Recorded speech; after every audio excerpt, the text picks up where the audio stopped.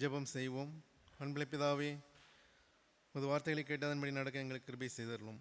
இயேசுவின் நாமத்தில் பிதாவே, ஆமீன்.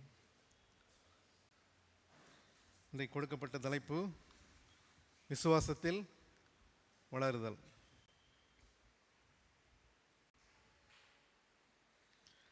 விசுவாசத்தில் வளருதல் என்று பார்க்கறது முன்னாடி நம்ம விசுவாசம்னா என்ன, அது எவ்வாறு ஒருவருக்குள் வருகிறது, அந்த விசுவாசம் ஒருவருக்குள் வருவதற்கு யார் காரணம், விசுவாசம் எதற்காக கொடுக்கப்படுகிறது, இந்த 4 கேள்விகளுக்கும் பதில் பார்த்துவிட்டு அதுக்கப்புறம் நம்ம விசுவாசத்தின் வளர்ச்சிக்குள்ளாக நாம் கடந்து செல்லலாம்.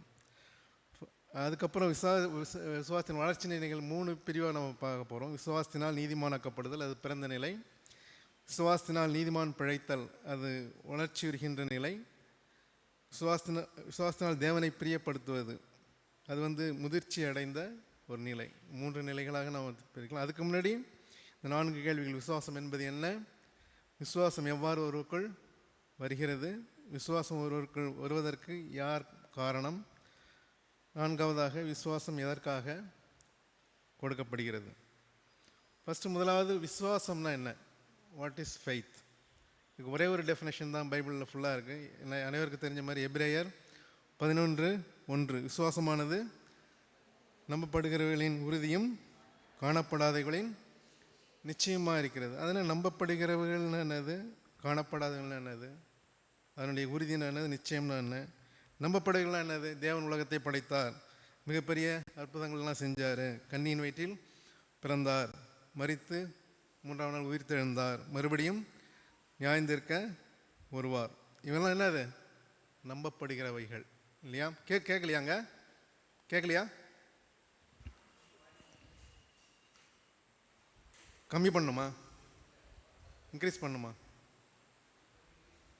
அது ஓகேவா? இப்போ கரெக்டாக கேட்குதா? சரி.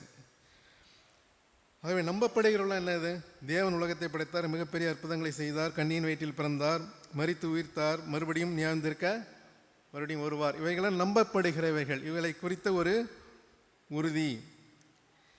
காணப்படாதவைகள் என்னது, பரலோகம். இன்னும் நம்ம அதை பார்த்துருக்கோமா?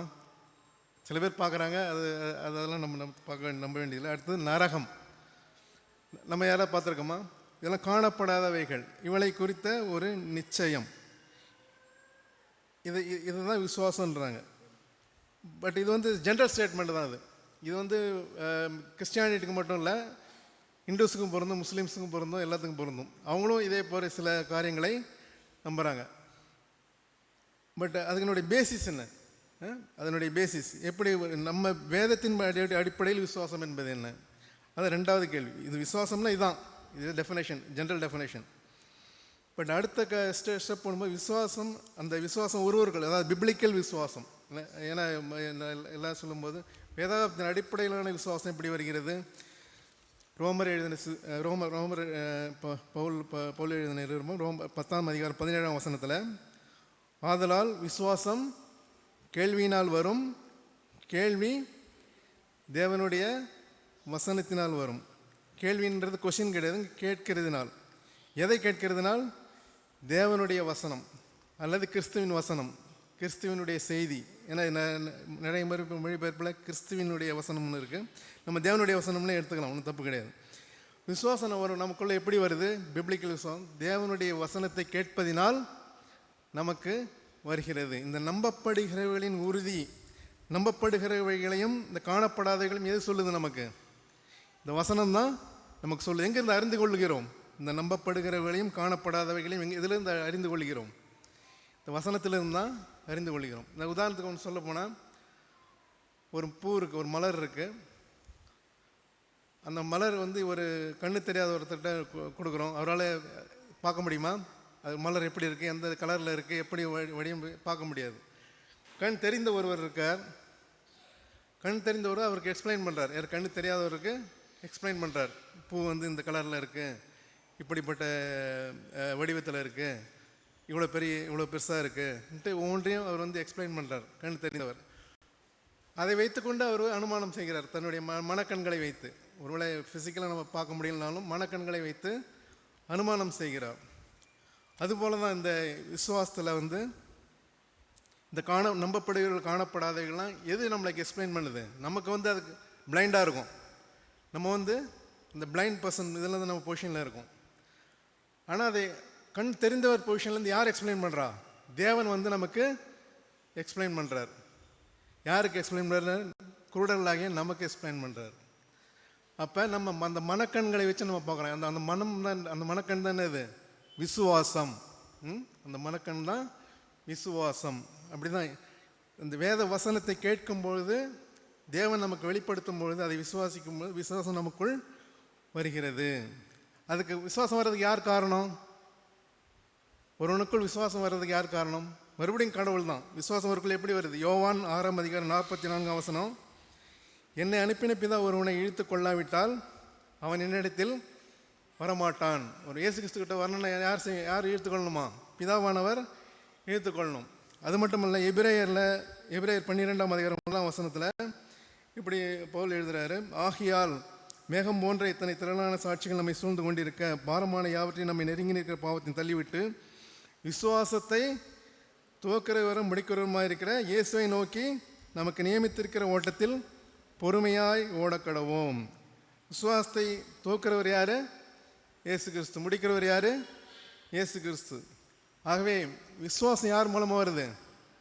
இயேசு கிறிஸ்துவின் மூலம் தான், பரிசுத்தாவியானவர் மூலம். இன்னும் கேட்டால் அப்போஸ்தலர் 16:14 பவுல் வந்து அந்த சில ஸ்திரீகளுக்கு போதகம் பண்ணுவார். அப்போஸ்தலர் 16:14 படிங்க, யாராவது படிங்க. அப்போஸ்தலர் 16:14 யாராவது படிங்க. படிங்க.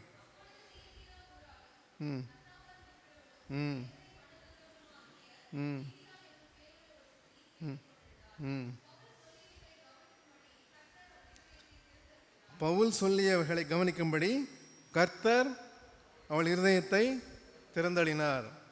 நம்ம என்னதான் சுவிசேஷம் சொன்னாலும் என்ன செய்யணும்? கடவுள் அங்கே கிரியை செய்யணும். கிரியை பவுலே அங்கே பிரசங்கம் பண்ணாலும் அங்கே யார் கிரியை செய்கிறா? கர்த்தர் வந்து கிரியை செய்து அவளுடைய இருதயத்தை திறக்கிறார்.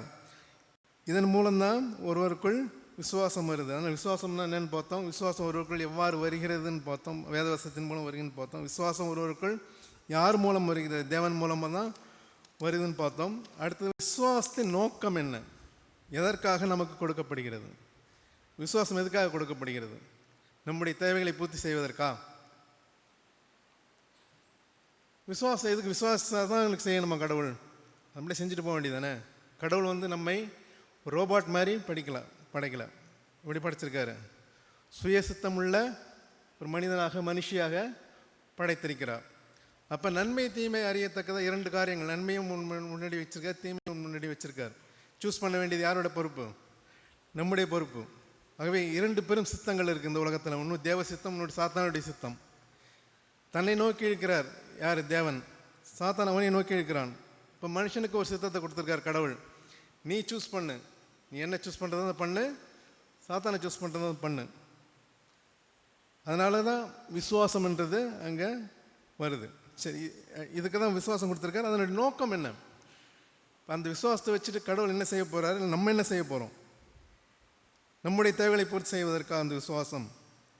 ஆபிரகாமுக்கு விசுவாசம் கொடுக்கப்பட்டது. விசுவாசத்தின் தகப்பன்னு சொல்கிறோம். ஆபிரகாமுக்கு எதற்காக விசுவாசம் கொடுக்கப்பட்டது? பொன்னியும் வெள்ளியும் சீமானாக மாறுறதுக்கா?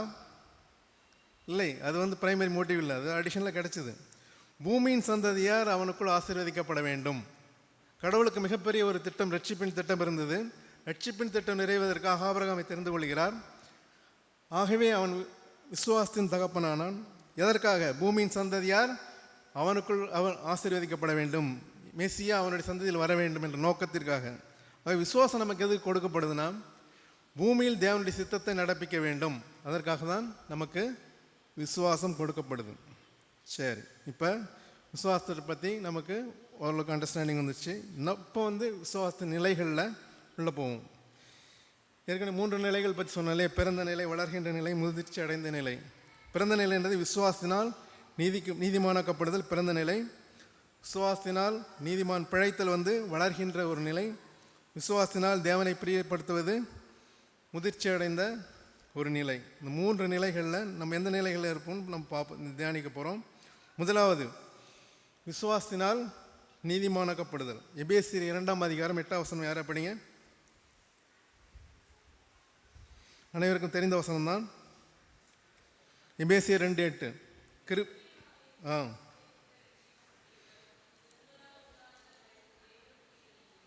கிருபையினாலே விசுவாசத்தை கொண்டு ரட்சிக்கப்பட்டீர்கள், இது உங்களால் உண்டானதில்ல. ரட்சிக்கப்படும் போது நமக்கு என்ன, நம்ம என்னவா மாறுறோம்? ரட்சிக்கப்படும் போது நம்ம என்னவா மாறுறோம்? ஏற்கனவே பாவிகளாக இருந்தோம், இப்போ என்னவா மாறுறோம்? நீதிமான்களாகப்படுகிறோம். அதான் ரொம்ப இம்பார்ட்டன்ட். ரோமர் 3:24 படிங்க. ரோமர் 3:24.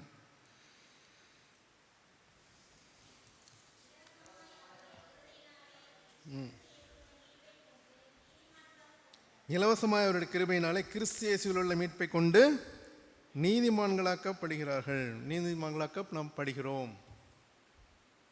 பாவத்திற்கு மரித்து நம்ம எதுக்கு உயிர் தேடுறோம்? ஞானஸ்நானத்தில் நீதிக்கு உயிர் தேடுறோம். இது பழைய ஏற்பாட்டில் மட்டும் இல்லை,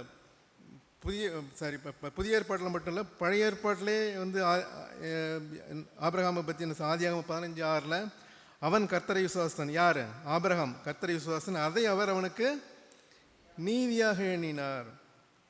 ஆகவே நமக்கு நீதி வேணும்னா ஃபஸ்ட்டு விசுவாசத்தினால நாம் நீதிமான்களாக்கப்படுகிறோம். ஃபஸ்ட்டு இது பிறக்கிறோம். தேவனை விசுவாசிக்கும் பொழுது இயேசு கிறிஸ்துவின் ரத்தத்தை ரத்தத்தினால் பாவங்கள் மன்னிக்கப்படும் பொழுது நீதிமான்களாக்கப்படுகிறோம்.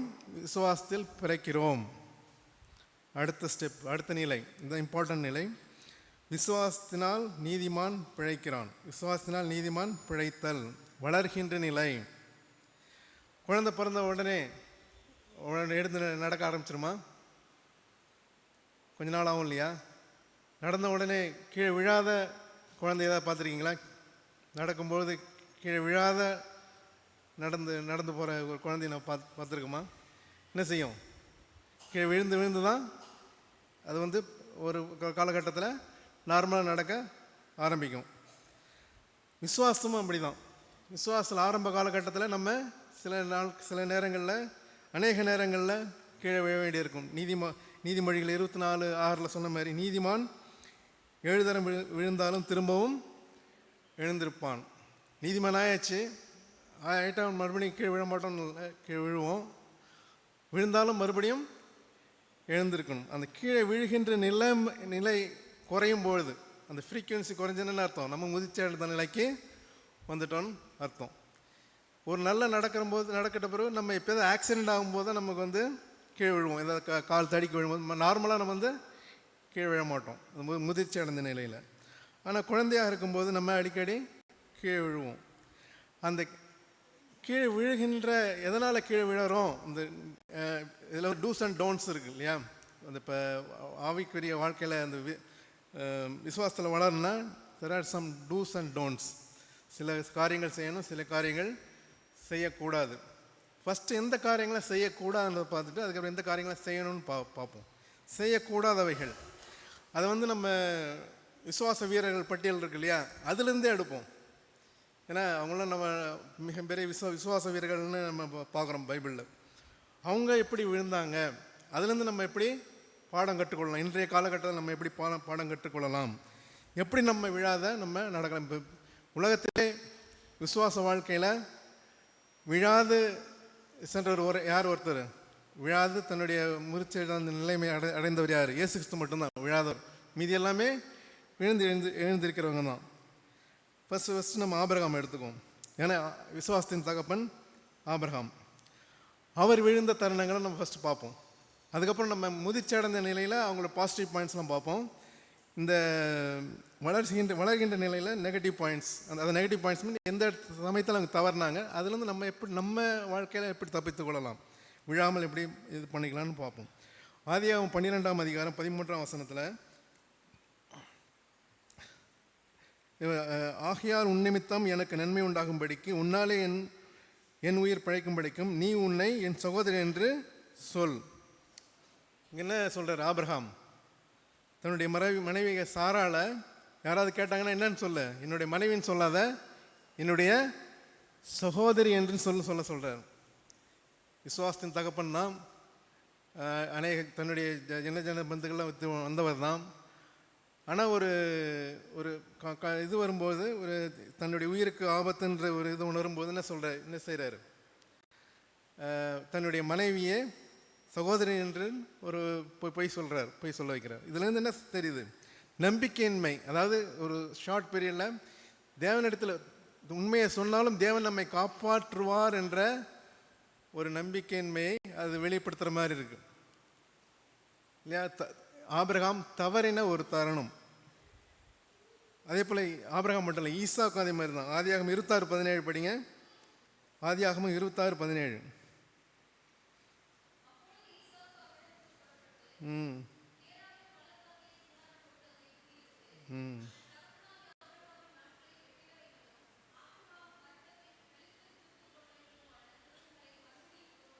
இல்லை, ஆதியாகமம் 26:17. அவ்விடத்து மனிதர்கள் அவன் மனைவியை குறித்து விசாரித்த போது அவள் என் சகோதரி என்றான். ரெபேக்காள் பார்வைக்கு அழகுள் 7வது வசனமா, தப்பாக 17. ஓகே, 7 படிங்க அப்போ. ம் ம் ம் ம்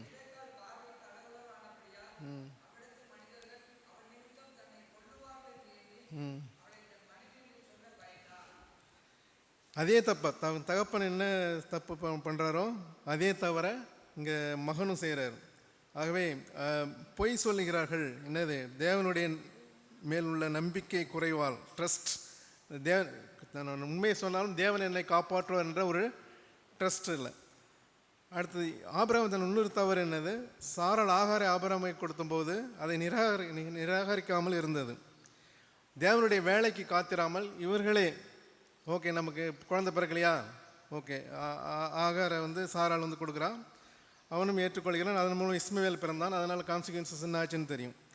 இது ஆபிரகாம் செய்த தவறு. நம்ம இதிலிருந்து கற்றுக்கொள்ள வேண்டிய பாடம் என்னென்னா, தேவனுடைய வேலைக்கு காத்திருக்க வேண்டும். இரண்டாவது, பொய் அதாவது என்ன கான்சிக்வன்சஸ் வந்தாலும் தேவன் நமக்கு இருக்க, நம்ம உண்மையை சொல்லும்போது தேவன் அழைத்த தேவன் உண்மையுள்ளவராக இருக்கிறார். அவர் நம்மை காப்பாற்றுவார். அந்த கான்ஃபிடென்ஸ் நமக்கு ஒவ்வொருவர்களும் இருக்கணும். நம்ம டே டு டே லைஃப்பில் நிறைய பொய் சொல்கிறோம். எதுக்காக?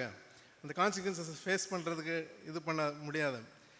நம்ம உண்மையை சொன்னால் கடவுள்கிட்ட ஒப்பு கொடுத்து உண்மையை சொல்லுவோம். அதுலேருந்து நம்ம தப்பிச்சுக்கலாம். இது ஆபிரகாம் செய்த இரண்டு நிறைய லிஸ்ட் பண்ணலாம், இது முக்கியமான காரியங்கள். அடுத்தது, இஸ்ரவேலர்கள் வனாந்தரத்தில் செய்த தவறு. இஸ்ரவேலர்கள் வனாந்தரத்தில் செய்த தவறு, அதாவது ஏறக்குறைய 10 முறை அவர்கள் ரெபெல்லியன்ஸ் பண்ணியிருக்காங்க.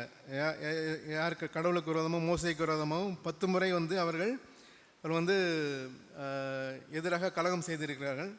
அதில் மிக முக்கியமான ஒன்றுன்னு பார்த்தீங்கன்னா, 10 பேர் கானான வேவு பார்க்க போவாங்க. 12 பேர் 10 பேரா வேவு பார்க்க போவாங்க.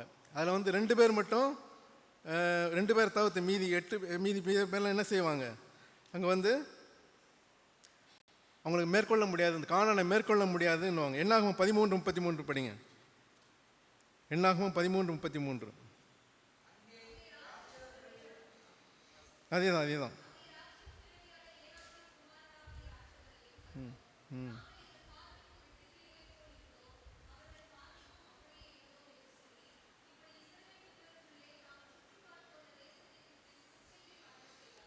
தேவன் மகா ஓங்கிய பயத்தோடும் ஓங்கிய கரத்தோடும் என்ன கூட்டு வர்றாரு.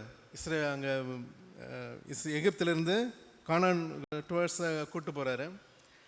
அவங்க தேவன் மேல் நம்பிக்கை வைக்காமல் தன் சூழ்நிலையை பார்த்து கலகம் செய்கிறார்கள். நாங்கள் பார்வைக்கு வெட்டுக்கிளைகளை போல இருந்தோம்னு சொல்கிறாங்க அவங்க. வெட்டுக்கிளைகளை போல இருந்தோம்.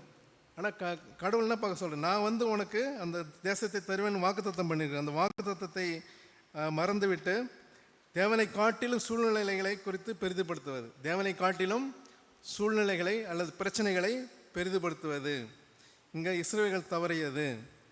அந்த 10 பேரும் அந்த இஷ்யூ பண்ணாங்க இல்லையா. இது இஸ்ரவேலர். நம்ம என்ன செய்கிறோம்?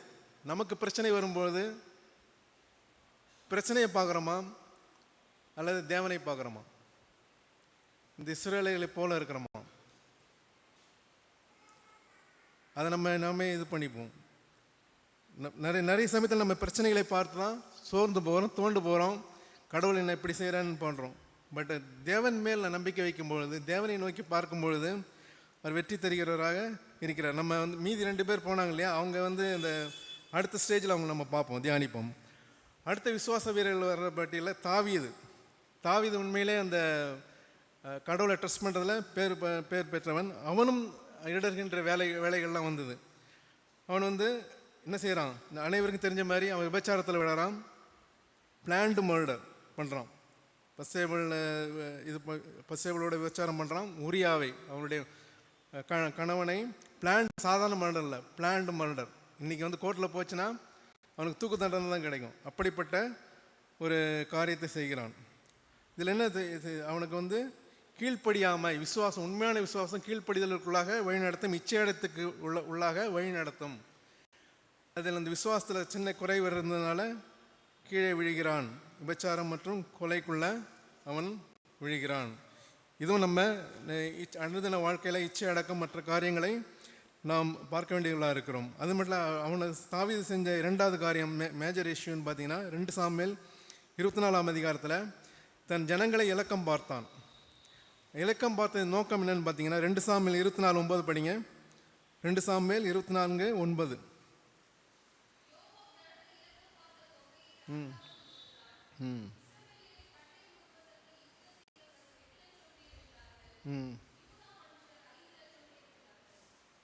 இதில் மெயினாக எதுக்காக இதை பார்க்க சொல்கிறேன்னா, மிலிட்ரி பவர் நமக்கு எவ்வளோ இருக்குது, அந்த பட்டயம் உருவத்தக்க பேர் எத்தனை பேர் இருக்காங்க. அதாவது நம் தேவனை சார்ந்திருப்பதற்கு பதிலாக அவன் மிலிட்ரி பவரை சார்ந்திருப்பவனாக காணப்படுகிறான். அதுக்கப்புறம் தேவன் அதுக்கு மிகப்பெரிய தண்டனை கொடுப்பாரு. அதே போல் நாமளும் நம்மளோட பேங்க் பேலன்ஸை சார்ந்திருக்கிறோமா, நம்முடைய வேலையை சார்ந்திருக்கிறோமா, இல்லைன்னா தேவனை சார்ந்திருக்கிறோமா? அனுதின வாழ்க்கையில் நம்ம சோதிச்சு பார்ப்போம். நம்ம பேங்க் பேலன்ஸையோ நம்ம வேலையோ இது நம்ம சார்ந்திருந்தால் நம்ம என்ன செய்கிறோம், தாவீது மாதிரி அவன் மிலிட்ரி பவர் எப்படி சார்ந்திருப்பதுக்கு அது ஏவப்பட்டானோ அதே போல் நாமளும் இருக்கிறோன்னு அர்த்தம். அதனால் நம்மளே நம்ம சோதிச்சு பார்ப்போம். அடுத்த காரியம், அடுத்த இம்பார்ட்டன்ட் இது ஆசா. நான் ஜஸ்ட் ஒரு முக்கியமான இது மட்டும் போகிறேன். ஆசா என்ற ராஜா. நிறைய பேர் இந்த ராஜாக்கள் படிக்கிறது ராஜாக்கள் நாளாகம் சாமியெல்லாம் படிக்கிறது இல்லை. ஆக்சுவலாக ராஜாக்களுடைய வாழ்க்கையெல்லாம் பார்க்கும்போது நம்முடைய வாழ்க்கைக்கு ஒத்ததாகவே அழகாக இருக்கும். நம்ம டே டு டே லைஃப்பில் நம்ம என்னென்ன மிஸ்டேக் பண்ணுறோமோ அந்த ராஜாக்கள்லாம் அதே மிஸ்டேக்கை பண்ணியிருப்பாங்க. 2 நாளாகும் 16ஆம் அதிகாரத்தில் ஆசா, அதாவது ஆசாவுக்கு எதிராக ஒரு பட்டணம் கட்டுவான். இஸ்ரேல் ராஜா பாஷா ஒரு பட்டணம் கட்டுவான். அந்த பட்டணம் கட்டாமல் இருப்பதற்கு அவன் என்ன செய்கிறான், சீரியா ராஜா கிட்ட அவன் போய் தேவாலயத்தில் உள்ள பொன்வெளியெல்லாம் கொண்டு போய் அங்கே போய் கொடுப்பான். யாருக்கு? சீரிய ராஜாவுடைய பெனாதாத்துக்கு கொடுப்பான். இவன் என்ன செஞ்சுருக்கணும், நமக்கு எதிராக ஒருத்தன் பட்டணம் கட்டினா இவன் ஜெபம் பண்ணியிருக்கணும், தேவன்கிட்ட முறையிட்டு இருக்கணும், தேவனை சார்ந்து செஞ்சுருக்கணும். இவன் என்ன செய்கிறான், உலக பிரகாரமான ஒரு ராஜா கிட்ட போய் தன்னுடைய உதவியை கேட்கலாம். அதுக்கப்புறம் ஒரு ஆள் அனுப்புவார். யார்? ஒரு தீர்க்கதரிசி அனுப்பி, நீ என்கிட்ட முறையிட்டு நான் உனக்கு செஞ்சுருப்பேன், நீ எதுக்கு அந்த தமஸ்கு ராஜா கிட்ட நீ போய் இது பண்ணுறேன்ட்டு, இனிமேல் உன் யுத்தம் ஒழிவதில்லை, உன்னுடைய நாட்களில் யுத்தம் நடந்துக்கிட்டே இருக்குன்னு ஒரு இது சொல்லிட்டு போயிடுவார். இதில் என்ன தெரியுதுன்னா, மனுஷனுடைய உதவியை நாடுவது, மனுஷனுடைய உதவியை நாடுவது தவறு கிடையாது. மனுஷரை சார்ந்திருப்பது, உலக மனுஷரை சார்ந்திருப்பது. நமக்கு ஒரு பிரச்சனை வருது, சரி நமக்கு வேலை வேணும், இல்லை ஏதாவது வேணும், சரி இவர் செஞ்சால் இவர் சிபாரிசு பண்ணுவாருன்ட்டு நம்ம தேவனை சார்ந்திருப்பது பதிலாக அந்த மனிதரை சார்ந்திருப்பது. மறுபடியும் சொல்கிறேன், அந்த மனுஷனோட நம்ம கேள்வி கேட்குறது தப்பு கிடையாது. ஆனால் நம்ம மனசை பார்க்குறாரு, நம்ம மனசை உங்ககிட்ட எங்கே இருக்குது? கடவுள் செய்வார்னு இருக்கா? கடவுள் செஞ்சாலும் அந்த மனிதன் மூலமாக செய்யலாம் இருக்கா? இல்லை இந்த மனுஷரே நம்பி இருக்கிறோமா? கடவுள் நம்முடைய இதயத்தை சோதித்து பார்க்கிறார். இங்கே இஸ்ரேல் ராஜா ஆசா செஞ்சது, அந்த முழுக்க யாரை நம்பினான்? இந்த சீரிய ராஜா பெனாதாத்தை நம்பினான், தேவனை நம்பவில்லை. அதுதான் இங்கே மிகப்பெரிய குற்றம். விசுவாசிக்கிறது யாரை விசுவாசிக்கிறோம்? அது மட்டுமல்ல, ஆசா செஞ்ச இன்னொரு மிகப்பெரிய காரியம் பார்த்தீங்கன்னா, 2 நாளாகமும் 16:12. 2 நாளாகவும் 16:12 படிங்க.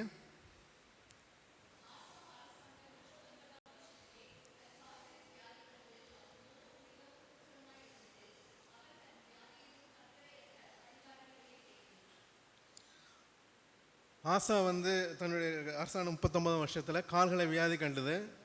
கால்களை வியாதி கண்டும்போது யாரை பார்த்தான்? பரிகாரிகளை. தேவனை தேடாமல் யாரை தேடினான்? டாக்டர் பரிகாரிகளை தேடினான். அப்போ டாக்டர்கிட்ட போகக்கூடாதா? மருந்து எடுத்துக்கூடாதா? மருந்து எடுக்கலாம், டாக்டர்கிட்ட போகலாம். ஃபஸ்ட்டு யாரை தேடணும்? நம்ம அநேகர் செய்கிற தப்பு, இன்க்ளூடிங் நானும் இது என்னுடைய அனுபவத்தில் உணர்ந்து கடவுள் எனக்கு இது பண்ணியிருக்கார். இப்போ ரீசெண்டாக ஒரு 2 மாதத்துக்கு முன்னாடி நோய்டா போயிருந்தேன். எனக்கு அடிக்கடி இந்த பேக் பெயின் வரும், இருக்குது கொஞ்சம். அடிக்கடி 3-4 மாதத்துக்கு வந்துட்டு விசிட் பண்ணிவிட்டு போகும் அந்த பேக் பெயின். இப்போ எப்போப்பெல்லாம் பேக் பெயின் வருதோ, பேக் பெயின் மற்ற ஏதோ நம்ம ஸ்ட்ரெயிட்டாக ஏதாவது ப்ராப்ளம் வந்ததுன்னா ஸ்ட்ரெயிட்டாக மருந்துக்கு போயிடுறது. நம்ம என்ன செய்யணும்? ஃபஸ்ட்டு கடவுளை தேட வேணும். ஏன்னா வேதாகம் அப்படி தான் சொல்லுது. ஃபஸ்ட்டு உங்களுக்கு ப்ராப்ளம் வந்துன்னா ஃபஸ்ட்டு கடவுளை தேடு. கடவுளை ஜெபம் பண்ணிவிட்டு அதுக்கப்புறம் நீங்கள் மருந்துகளை எடுத்துக்க, டாக்டரை பாருங்கள், எல்லாத்தையும் செய்யுங்க. ஃபஸ்ட்டு நீங்கள் என்ன செய்யணும்? ஜெபம் செய்யணும். அதில் கொஞ்ச நாள் மறந்தவனாக நான் இருந்தேன். இப்போ நோய்டா போயிருந்தேன். அதுக்கு பாடம் கற்பி இது நான் சாட்சியாக கூட நான் சொல்கிறேன். இப்போது நோய்டா போயிருந்தேன். ஹோட்டலில் தங்கியிருந்தோம். நைட்டு அப்போ செமிஃபைனல் போயிட்டுருக்கு. இந்தியா இங்கிலாந்து செமிஃபைனல் நினைக்கிறேன், T20. இந்தியா ஜெயிச்சிடுச்சு. நைட்டு 11 மணி. ரொம்ப ஹாப்பி. இந்தியா ஜெயிச்சிடுச்சு. 11 மணிக்கு ஸ்டூடெண்ட் மேட்டில் ப்ரோஸ் பண்ணியிருந்தேன். திடீர்னு ஒரு வலி ஸ்டார்ட் ஆச்சு, பேக் பெயின் அகெயின். எப்பயுமே மருந்தெல்லாம் எடுத்துகிட்டு போவேன். ஒரு 6 மாதமாக எனக்கு பேக் பெயின் இல்லைனால அந்த மருந்தை மட்டும் விட்டு மீதி எல்லாத்தையும் எடுத்துகிட்டு போயிருக்கேன். மருந்துக்கிட்ட எதுவுமே இல்லை. பேக் பெயினு எழுந்து சேரில் உட்காந்துருந்தோம். உட்காந்து எழுந்திருக்க முடியல. எழுந்தால் உட்கார முடியல. சரி படுத்துடலான்னு பார்த்தா கஷ்டப்பட்டு எழுந்து படுத்து காலை தூக்கி வைக்கணும்ல பெட்டில், அது பண்ண முடியல. படுக்க முடியல. அதுக்கப்புறம் சேரில் உட்காந்து தலையெல்லாம் தூக்கி போட்டு அப்படியே 4:30 வரைக்கும் அப்படியே சின்ன தூக்கம் போட்டு 4:30 மணி வரைக்கும் அப்படியே அரைகுறை தூக்கம். 4:30 மணி வரைக்கும் அப்படியே உட்காந்த மாதிரியே இருக்கேன். என்னால் என்ன கடவுளே. அப்போ இப்போ பக்கத்தில் மருந்து கிடையாது, யாரும் கிடையாது, எதுவும் கிடையாது. இப்போ யாரை தேடுவோம்? இப்போ கடவுளை தேடுவோம். மகனை இப்போ வா. இதுக்கு முன்னாடி என்ன பண்ணிகிட்டு இருந்தேன்? மருந்து தேடினேன். கடவுளை என்ன தேடாத என்ன செஞ்ச மீதியெல்லாம் செஞ்சுட்டு இருந்தேன். இப்போ எதுவுமே இல்லாதப்போ என்ன தேடி வர கடவுளை அப்போ சுகம் கொடுத்தாரு.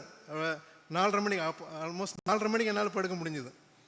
அது வரைக்கும் ஃபுல் பெயின். பெறையற தவிர ஒன்றும் இல்லை. யாரும் கிடையாது, பக்கத்தில் யாரும் கிடையாது, எந்த மருந்தும் கிடையாது, எதுவும் கிடையாது. ஈவன் தைலம் கூட கிடையாது. அந்தளவுக்கு பெயின். இது கடவுள் எனக்கு பாடம் கற்பித்தார்.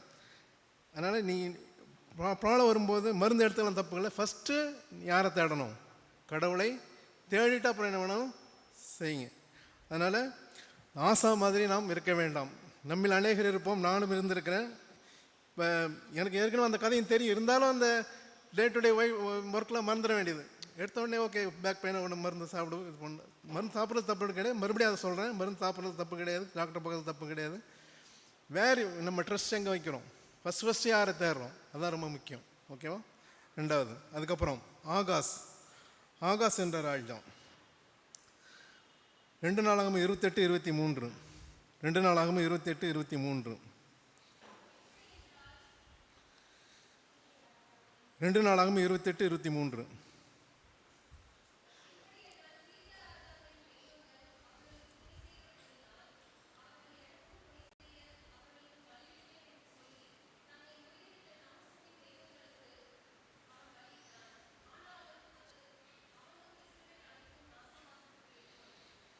ஆகாஸ் என்ற ராஜா, இஸ்ரேல் ராஜா என்ன செய்யறான்? சீரியாவின் ராஜாக்கள் தெய்வங்கள் அவர்களுக்கு துணை செய்கிறபடியால் அவர்கள் எனக்கும் துணை செய்ய அவர்களுக்கு பலியிடுவேன் என்று சொல்லி தன்னை முறியடித்த தமஸ்குவின் தேவர்களுக்கு பலியிட்டான். இது நம்ம எப்படி இன்றைக்கி நாம் மற்ற தெய்வங்கள்லாம் கும்பிட்றது இல்லையா நம்ம சொல்லலாம்.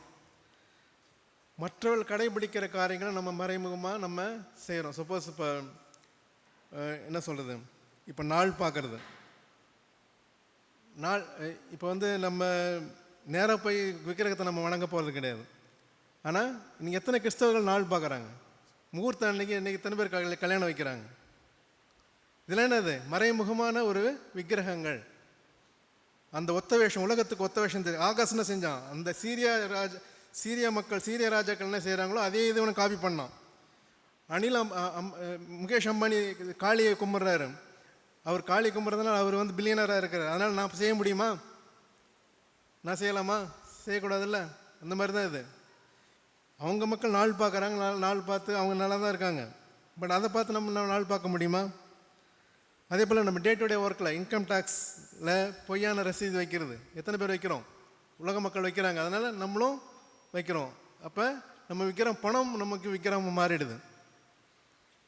எல்டிஏ கிளைம் பண்ணும்போது பொய்யான ரசீது வைக்கிறது எத்தனை பேர் செய்கிறவங்க, வேலை செய்கிறவங்க. மெடிக்கல் லீவ், உடம்பு நல்லா இருக்கும்போதே மெடிக்கல் லீவ் போடுறது. நான் 36 வருஷத்தில் ஒரு நாள் கூட உடம்பு நல்லா இருந்து மெடிக்கல் லீவ் போட்டது சரித்திரம் கிடையாது. ஒரு சாட்சிக்காக சொல்கிறேன். எத்தனை பேர் இந்த மாதிரி செய்கிறீங்க? பிஸ்னஸ் பண்ணுறவங்க என்ன செய்கிறோம், டபுள் பில்லு, கஸ்டமருக்கு ஒரு பில்லு, ஆடிட்டுக்கு இன்னொரு பில். எத்தனை பேர் பண்ணுறோம்? உலக மக்கள் செய்வதே. முறியடி தமஸ்குவின் தெய்வங்களுக்கு பலியிட்டான், ஆனாலும் அது அவனுக்கும் இஸ்ரவேலருக்கும் நாசமாய் போகிறதுக்கு ஏதுவாயிற்று. இந்த மாதிரி செஞ்சால் கடவுள் வந்து நம்ம மறைமுகமாக, கடவுள் வந்து நம்ம நேரடியாக எச்சரிக்க மாட்டார். இதெல்லாம் நம்ம வேதாகமத்தில் படித்து தான் இது பண்ணணும், பண்ணி அதுக்கேற்ற மாதிரி நம்ம நடக்கணும். இல்லைன்னா நம்மளும் நாசமாகிடும், நம்ம குடும்பமும் நாசமாகும். ஓட்டுக்கு காசு வாங்குறது எல்லோரும் தான் வாங்குறாங்க, நம்ம வாங்குறது தப்பு என்ன? அது ஜஸ்டிஃபிகேஷன் வேறு. அவன் கொள்ளடிக்கிறான், நம்மகிட்ட கொடுக்குறான், நம்ம வாங்குகிறோம், அது ஜஸ்டிஃபிகேஷன். நீ கிறிஸ்தவன்றதுக்கு என்ன அடையாளம்? நினச்சி பாருங்கள். எத்தனை பேர் வீட்டுக்கு வந்து காசு எனக்கு எங்கேயும் வீட்டுக்கு வந்து காசு கேட்டாங்க, இல்லை வாங்கிறது இல்லைன்னு அவன் போய்டும், அவ்வளோதான்.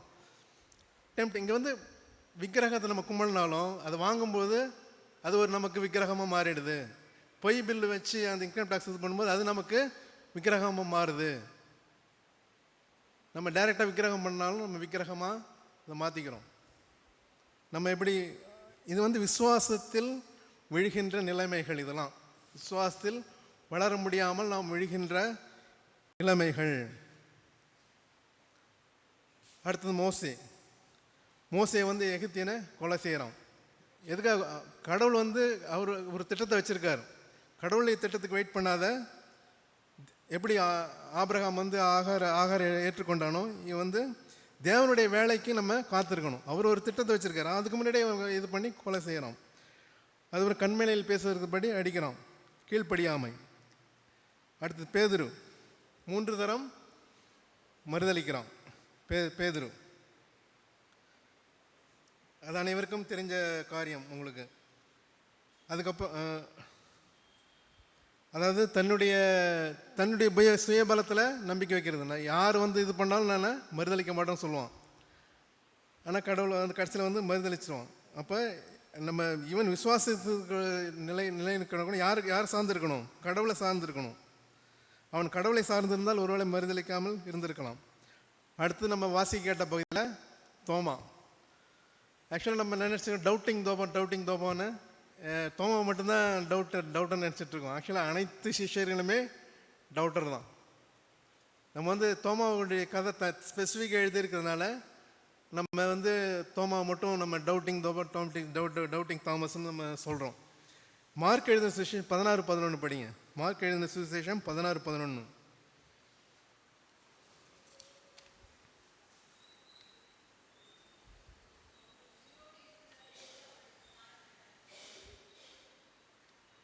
அடுத்தது சொல்லுங்க, படிங்க.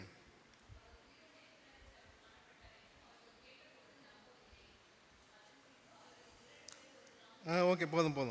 16:11 அவர் உயிரோடு இருக்கிறார் என்று அவளுக்கு காணப்பட்டார் என்றும் அவர்களுக்கு யாருக்கு சொல்கிறா? போயிட்டு மரியாளுக்கு வந்து போயிட்டு சொல்கிறா, சீஷர்களுக்கு போயிட்டு சொல்கிறா, சீஷர் என்ன செய்யலை, நம்பலை. அது இல்லாத மார்க் செஷன் 16-14 படிங்க. அதே இதில் 14வது வசனத்தை படிங்க.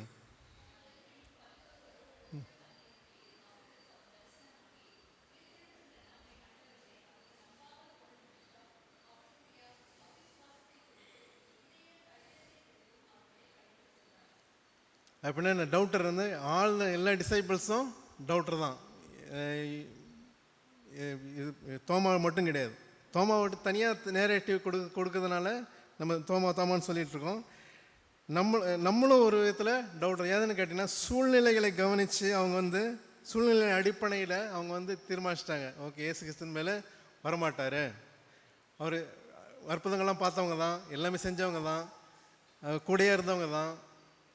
இருந்தாலும் அந்த நம்பிக்கை எப்படி முடியும் என்ற ஒரு நம்பிக்கை நம்முடைய வாழ்க்கையில் சில சூழ்நிலைகள் அப்படி இருக்கும். இது இப்போ முடியுமா, இது முடியுமா? ஆனால் கடவுளால் முடியும். கடவுள் வந்து அவளை கடிந்து கொள்கிறார். அவிசுவாசத்தை குறித்தும் இருதய கடினத்தை குறித்தும் அவளை கடிந்து கொண்டார்.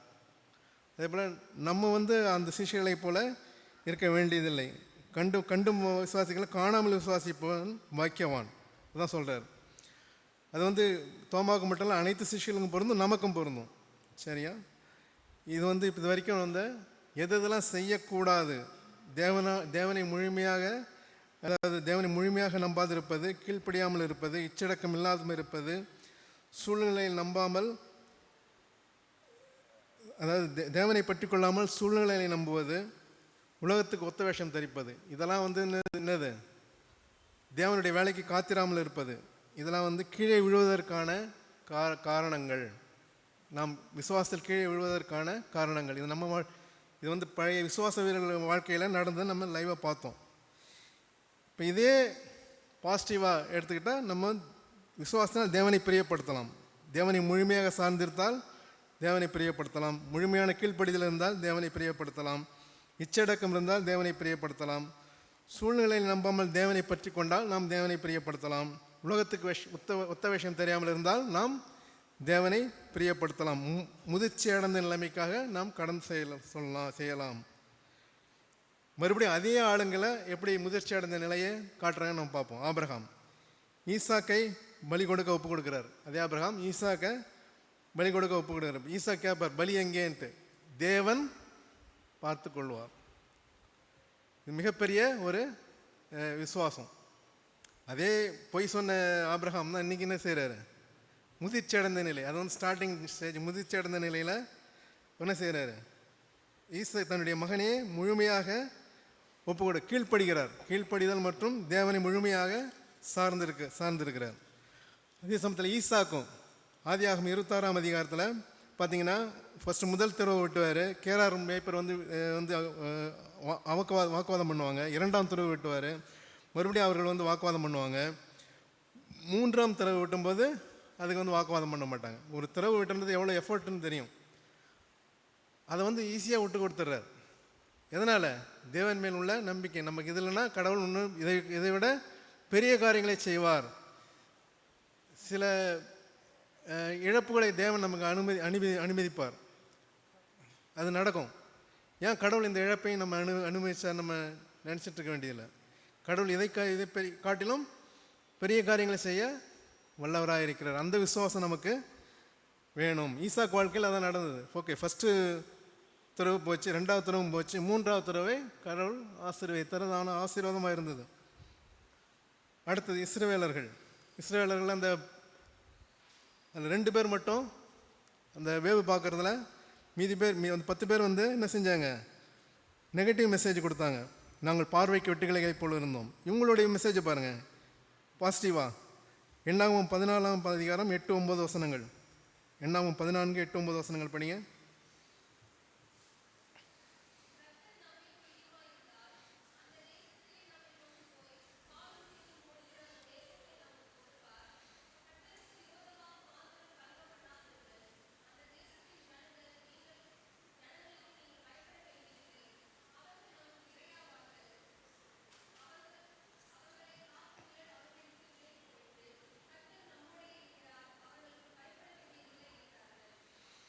இவர்கள் வந்து இந்த 2 பேரும், அதாவது யோசுவாவும் காலேபும் இந்த வார்த்தைகளை சொல்கிறாங்க. இவங்க சூழ்நிலைகளை பார்க்கவில்லை. எதை பார்த்தாங்க? தேவனுடைய வாக்குத்தத்தத்தை, தேவனை மாத்திரமே பார்த்தார்கள். அதனால் இந்த வார்த்தைகளை அவங்க சொன்னாங்க. பாலும் தேடும் தேசத்தை நமக்கு கொடுப்பார் என்ற அறிக்கையை அவர்கள் செய்தார்கள். இது தேவனை முழுமையாக சார்ந்திருப்பதனுடைய அடையாளம். அதனால தான் ரெண்டு பேர் மட்டும்தான் போனாங்க. மீதி எல்லாமே வனாந்தரத்திலே அழிந்து போனார்கள். இந்த 30 லட்சம் பேர் வந்தாங்க. யாருக்கு 6 லட்சம் புருஷர்கள்லாம் 30 லட்சம் பேர் இருப்பாங்க. 30 லட்சம் பேரில் அடல்ட்ஸில் யார் பேர்? இவங்க 2 பேர் தான் எங்கே நுழைஞ்சாங்க? கானாலில் நுழைஞ்சாங்க. மீதி எல்லாமே வனாந்தரத்திலே அழிக்கப்பட்டார்கள். ஏற்கனவே ஆசாவை பற்றி பார்த்தாலே மறுபடியும் அதே ஆசா. நான் நல்லா இருந்தபோது இந்த காரியங்கள். ஆசாவுக்கு எதிராக யுத்தம் வரும். எத்தியோப்பிய சேனை ஒரு 10 லட்சம் சேனை வரும், 300 ரதங்கள் வரும். இவனுக்கிட்ட இருந்தது வெறும் 5 லட்சம் சேனை வீரர்கள் தான். அதை கடவுள்கிட்ட எப்படி அறிக்கையிறான் பாருங்க. 2 நாளாகும் 14:11. இவனும் சூழ்நிலையை பார்க்கவில்லை. 2 நாளாகும் 14:11 படிங்க.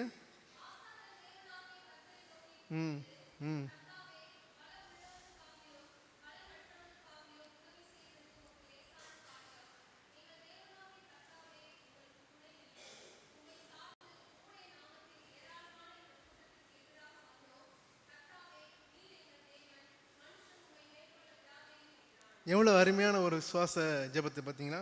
உம்மை சார்ந்து உம்முடைய நாமத்தில் ஏராளமான இந்த கூட்டத்திற்கு எதிராக வந்தோம். தாங்கிட்ட இருக்கிறது ஒரு 5 லட்சம் தான். எதிர்க்க வர்றது 10 லட்சம். 10 லட்சம் ஈஸியாக மேற்கொண்டலாம் அந்த 5 லட்சத்தை. இருந்தாலும் அந்த சூழ்நிலையை பார்க்காமல் யார் மேலே நம்பிக்கை வைக்கிறான்? ஆண்டவர் மேலே நம்பிக்கை வைக்கிறான்.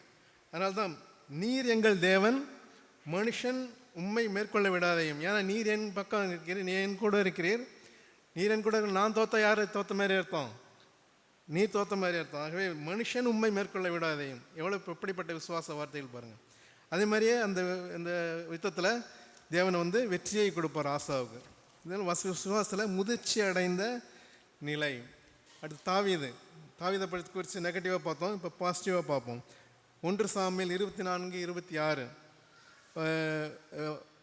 அதிகாரங்களில் 2 முறை அவனுக்கு சான்ஸ் கிடைக்குது. யாரை கொலை செய்வதற்கு? சவுலை கொலை செய்வதற்கு தாவீதுக்கு 2 முறை சான்ஸ் கிடைக்குது. அவன் கொலை செஞ்சானா? கொலை செய்யலை. ஏன்? தேவனுடைய வேலைக்காக காத்திருந்தான். இவனே ஆக்ட் பண்ணல. ஆபிரகாம் ஏற்கனவே தப்பு செஞ்ச மாதிரி இவனே ஆக்ட் பண்ணல. தேவனுடைய வேலைக்காக காத்திருந்தான். அது ரொம்ப ரொம்ப இம்பார்ட்டன்ட். கடவுள் எனக்கு கொடுக்கணும்னு நினச்சானே கொடுப்பார். எப்போ கடவுள் குறித்த வேளையில் நானே போய் அதை எடுத்துக்கொள்ள மாட்டேன். 2 முறை சான்ஸ் கிடைச்சது. 2 முறையும் அவன் கர்த்தர் அபிஷேகம் பண்ணப்பட்ட நான் கை வைக்க மாட்டேன்னு அவன் ரெஃப்யூஸ் பண்ணிட்டான். இது ஒரு மிகச்சிறந்த விசுவாச முதிர்ச்சி நிலைக்கு ஒரு நல்ல ஒரு அடையாளமாக இருக்கிறது. 2 சாமுவேல் 30 அதிகாரத்தில் அதே தாவீது. அதில் என்ன நடக்கும்னா, அமலேக்கியர்களும் தாவீது நாடு ஆட்களெல்லாம் சிறைபிடிச்சு கொண்டு போயிடுவாங்க. அமலேக்கியர்களும் தாவீதனுடைய ஆட்கள்லாம் சிறைபிடிச்சு கொண்டு போயிடுவாங்க. அப்போ 30ஆம் அதிகாரம் 4ஆம் வசனம் படிங்க. 2 சாமுவேல் 30:4 படிங்க. 2 சாமுவேல் 30:4.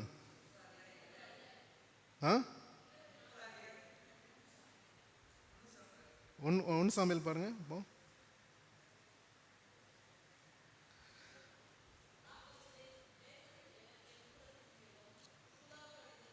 சரி விடுங்க. அதாவது அப்பொழுது தாவீது அவனோடு இருந்த ஜனங்களும் அழிகிறதற்கு தங்களில் பலன் இல்லாமல் போக மட்டும் சத்தமிட்டு எழுதார்கள். அதாவது ஒரு நெகட்டிவான காரியம் நடக்குது. தன்னுடைய ஆட்கள்லாம் எடுத்துகிட்டு போயிடுவாங்க. அவங்களுடைய தாவீதனுடைய ஜனங்களும் பயங்கரமாக எழுதாங்க. அது மட்டும் இல்லாமல் அவனை கல்லெறிதுக்கு இது பண்ணாங்க. 6ஆம் வசனத்தில் தாவீது மிகவும் நெருக்கப்பட்ட சகல ஜனங்களும் தங்கள் குமாரன் குமார்த்திகள் மனக்கிளேசமானதினாலே அவனை கல்லெறிய வேண்டும் என்று சொல்லி கொண்டார்கள். தாவீது தன் தேவனாகிய கர்த்தருக்குள்ளே தன்னை திடப்படுத்தி கொண்டான். இதுதான் ரொம்ப முக்கியம். நெகட்டிவான காரியங்கள் நடக்கும்போது நம்ம என்ன செய்கிறோம்? தாவீது தன் தேவனாகிய கர்த்தருக்குள்ளே தன்னை திடப்படுத்தி கொண்டான். எல்லாமே பாசிட்டிவாக நடக்கும்னு சொல்ல முடியாது. எல்லாமே பாசிட்டிவாக நடக்கும்னு சொல்ல முடியாது. நெகட்டிவாக நடக்கும்பொழுது என்ன செய்கிறான் தாவீது? தன் தேவனாகிய கர்த்தருக்குள்ளே தன்னை திடப்படுத்தி கொண்டான். சில நெகட்டிவான காரியங்கள் நடக்கும்போது நம்ம என்ன செய்யணும்? கர்த்தரை முறுமுறுக்காமல் நம்மை கர்த்தருக்குள் நம்மை திடப்படுத்தி கொள்ள வேண்டும். பாதகமான சூழ்நிலையிலும் தேவனை நாம் சார்ந்து கொண்டு தேவனை பிரியப்படுத்துவர்களாக காணப்பட வேண்டும். அதே போல் மோசே, நிறைய பேர் சொல்லலாம், மோசே வந்து என் வீட்டில் எங்கேயும் உண்மையுள்ளவன், அவன் செஞ்ச நெகட்டிவ் காரியத்தை பார்த்தா பாசிட்டிவ் காரியம் பார்த்திங்கன்னா அவன் ஒவ்வொரு காரியமும் முறுக்கு முக்கும்போது தேவன்கிட்ட முகங்குப்புற விழுந்து அவன் இது பண்ணுவான். அதனால் மோசே அவனுடைய வாழ்க்கையை வந்து விசுவாச வாழ்க்கை தான்.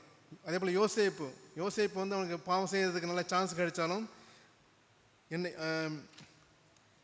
தேவனுக்கு விரோதமாக பாவம் செய்வது எப்படி என்ற இச்சை அடக்கத்தை வெளிப்படுத்தினான். அது வந்து தேவன் மேலும் உள்ள ஒரு விசுவாசத்திற்கு ஒரு அடையாளமாக இருக்கிறது. தானியேல் சிங்கக்கபியில் போட்டாலும் அவன் வழக்கம் போல், அதாவது சிங்கக்கபியில் போடுவோம் என்று தெரிந்தாலும் வழக்கம் போல் தன்னுடைய வேலைகளை விசுவாசத்தினால் செஞ்சிட்டு இருந்தான், ஜெபத்தை ஏறெடுத்து கொண்டிருந்தான். சாத்ராக் மேஷாக் ஆபேத்நேகோ விடுவித்தாலும் விடுவிக்காமல் போனாலும் நாங்கள் அந்த விக்கிரகத்தை நாங்கள் வணங்குவதில்லைன்னு சொன்னாங்க. இன்னும் யோபு, என்னை கொன்று போட்டாலும் அவர் மேல் நம்பிக்கையாக இருப்பேன். இதெல்லாம் பாதகமான சூழ்நிலை வருந்தாலும் அவர்கள் வந்து நம்ம வந்து அந்த என்ன செஞ்சாங்க, அவங்க வந்து தேவனுடைய இதில் முறுமுறுக்காமல் தேவனுக்காக நின்றார்கள். இந்த 11 சீஷர்களும் எப்படிப்பட்டார்கள்? சந்தேகப்பட்ட பெந்தெகோஸ்தே நாளுக்கு பிறகு அவருடைய நிலை எப்படி ஆச்சு? அவர்கள் தைரியமாக சுவிசேஷத்தை பிரசங்கித்தார்கள். பேதுரு வந்து 3 முறை மறுதலித்த பேதுரு 5000 பேருக்கு எதிர்க்க என்ன செஞ்சான்? ஜீவாதிபதியை கொலை செய்திகள் ஓப்பனாக கமெண்ட் சொல்கிறாப்புல. அது மட்டும் இல்லை, அந்த 11 சீஷர்களில் 10 சீஷர்களும் என்ன இரத்த சாட்சியாக தான் மறிக்கிறாங்க. கடைசியாக நான் பவுலை மட்டும் கோட் பண்ணிட்டு முடிக்கிறேன். 2 கொரிந்தியர் 11ஆம் அதிகாரம் 24லேருந்து 28 வசனங்கள் படிங்க. 2 கொரிந்தியர் 11ஆம் அதிகாரம் 24லேருந்து 28.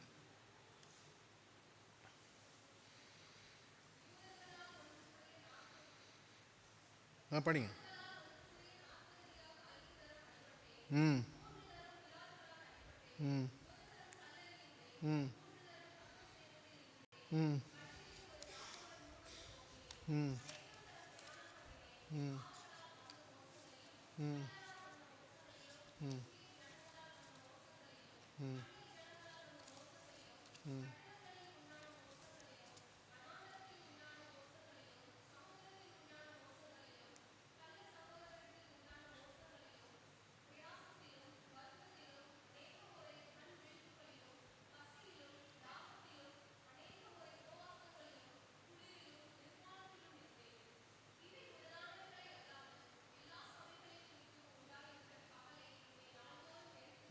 இப்படிப்பட்ட பாடுகளை ஒரு மனுஷன் பட முடியுமா? என்ன உடம்புன்னு தெரில. ஆக்சுவலாக அவர் சரீரத்தில் ஒரு பலவீனம்னு சொன்னார். பலவீனம் மாதிரி தெரியல. இப்படிப்பட்ட பாடுகளை ஒருத்தனால ஒரு எத்தனை மிளார்களால் எத்தனை தடவை அடிபட்டிருக்காரு. நம்ம ஒரு 2 அடி அந்த மிளாரில் வாங்கினாலே நம்ம சுருண்டு காலி ஆகிடும். ஆனால் எத்தனை தடவை அவருக்கு வந்து இத்தனை பாடுகள் பட்டும் அவர் தைரியமாக இருந்திருக்காரு. அது கடைசியாக என்ன சொல்கிறார்? இவை முதலானவைகள் இல்லாமல் எல்லா சபைகளையும் குறித்து உண்டாயிருக்கிற கவலை என்னை நாள்தோறும் நெருக்குகிறது. இப்படிப்பட்டு இது பண்ணி தன்னுடைய உடம்பை பற்றி தன்னுடைய குடும்பத்தை பற்றி எதுவும் கவலைப்பட்ட மாதிரி தெரியல. சபைகளை குறித்த பாரம் நம்மளாம் அதில் ஒரு 10% கூட நமக்கு இருந்தால் கூட ரொம்ப நல்லா இருந்திருக்கும் இல்லை? என்னை சேர்த்து தான் சொல்கிறேன். அந்த அளவுக்கு அவர் வந்து விசுவாச வீரர்களாக பவுல் வந்து காணப்பட்டிருக்காரு. ஆகவே நம்ம எந்த நிலைமையில் நம்ம இருக்கிறோம், அதை நம்ம வந்து நம்ம பிறந்த நிலையில் இருக்கிறோமா, இல்லை வளர்கின்ற நிலைமையில் இருக்கிறோமா, தேவனை பிரியப்படுத்துகிற நிலைமையில் இருக்கிறோமா? ஜெபம் செய்வோம். அன்புள்ள பிதாவை ஸ்தோத்திரிக்கிற ஆண்டவரே, இந்த விசுவாசத்தில் வளர்வதை குறித்து தியானிக்க கிருபை செய்தீர். நாங்கள் எங்களுடைய விசுவாசங்கள் உண்மை பிரியப்படுத்துவர்களாக ஒரு முதிர்ச்சியடைந்த நிலையில் நாங்கள் காணப்பட கிருபை செய்வதற்காக ஸ்தோத்திரிக்கிறோம். அனுதின வாழ்க்கையை நாங்கள் உண்மை முழுமையாக சார்ந்திருக்கிறவர்களாக காணப்பட கிருபை செய்தலும், முழுமையான கீழ்ப்படிதல் உள்ளவர்களாக நாங்கள் காணப்பட கிருபை செய்வதற்காக ஸ்தோத்திரிக்கிறோம். ஒரு இச்சையடக்கம் உள்ளவர்களாக நாங்கள் காணப்பட கிருபை செய்வதற்காக ஸ்தோத்திரிக்கிறோம் ஆண்டவரே. சூழ்நிலையில் நம்பாமல் முது வாக்குத்தத்தங்களை நம்பி உண்மையை நோக்கி பார்க்க கிருபை செய்வதற்காக ஸ்தோத்திரிக்கிறோம் ஆண்டவரே. உலகத்துக்கு ஒத்த விஷயம் தெரியாமல் உமது வார்த்தைகளுக்கு மதிப்பளித்து நாங்கள் கிருபை செய்வதற்காக ஸ்தோத்திரிக்கிறோம் ஆண்டவரே. உமது வேலைக்காக நாங்கள் காத்திருக்க கிருபை செய்தரலும், நீர் எங்களை வழிநடத்தரலும், விசுவாசத்தினாலே முக்கு பிரியமான ஒரு ஜீவியத்தை ஜீவிக்க கிருபை செய்வதற்காக ஸ்தோத்திரிக்கிறோம் ஆண்டவரே. விசுவாச குறைகளை மன்னித்து வழிநடத்துவதற்காக ஸ்தோத்திரிக்கிறோம். துதி கன மகிமையில் ஒட்டுமிக்க செலுத்துகிறோம். இயேசு நாமத்தில் ஜெபம் கேளும் பிதாவே, ஆமென்.